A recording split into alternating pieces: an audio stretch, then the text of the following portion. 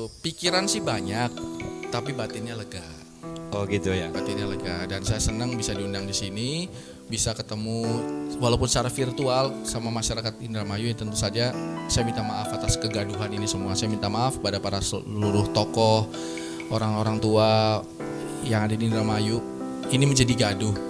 Saya tahu ini bukan pilihan yang baik, cuman batin saya mengatakan ini yang terbaik gitu loh. Dan saya dilema antara yang seharusnya dilakukan sama gundah gulana batin saya, dan saya rasa saya menjaga kewarasan nurani sehingga saya mengambil langkah ini kan itu. Tentu dengan segala konsekuensinya yang saya tahu bahwa ini mungkin juga bisa buruk untuk karir politik saya, untuk masa depan perjuangan politik saya, dan tentu mencederai banyak teman-teman tim sukses dan lain-lain. Tapi ya ini sudah sedang berproses kan itu. Kalau alasannya saya rasa ya sudah jelas kan, sudah banyak dikatakan bahwa memang ketidakmampuan saya dalam mengemban amanah yang mana pernah menjadi janji-janji kampanye kan paslon ya, Pak Solihin ya. Tapi pada kenyataannya kan diperhadapkan dengan masyarakat kita face to face. Kayak saya misalnya hari ini tadi jalan melihat betapa rusaknya jalanan Indramayu, rusak banget. Dan bukan cuma sebagian titik. Saya yakin ini pasti kata-kata saya akan diaminkan banyak orang karena memang ini secara masif rusaknya di mana-mana. Saya waktu masih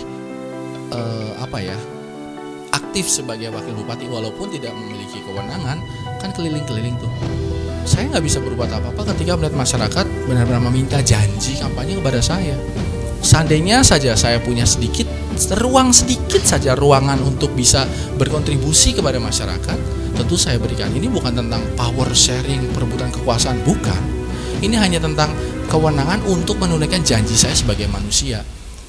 Kalau misalnya saya sebagai manusia tentu penuh dengan dosa, penuh dengan kekhilafan. Saya yakin Kang Solihin juga pasti punya banyak salah kan.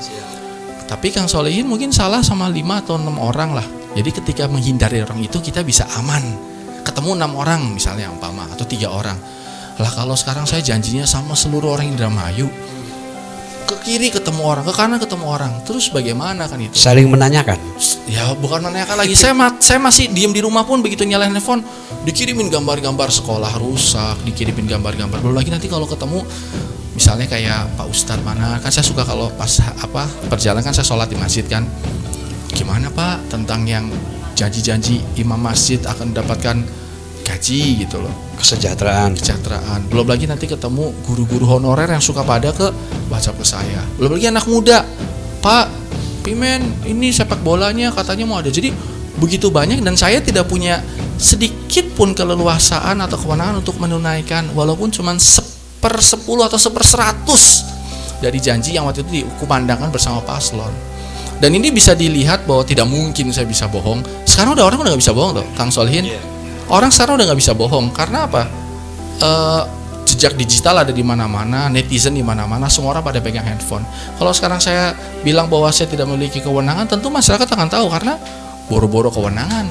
Lah uang foto saja tidak ada. Saya nggak masalah foto saya ada atau tidak, tapi kalau janji saya bisa terpenuhi saja untuk masyarakat, mungkin saya bisa lebih tenang dan lega.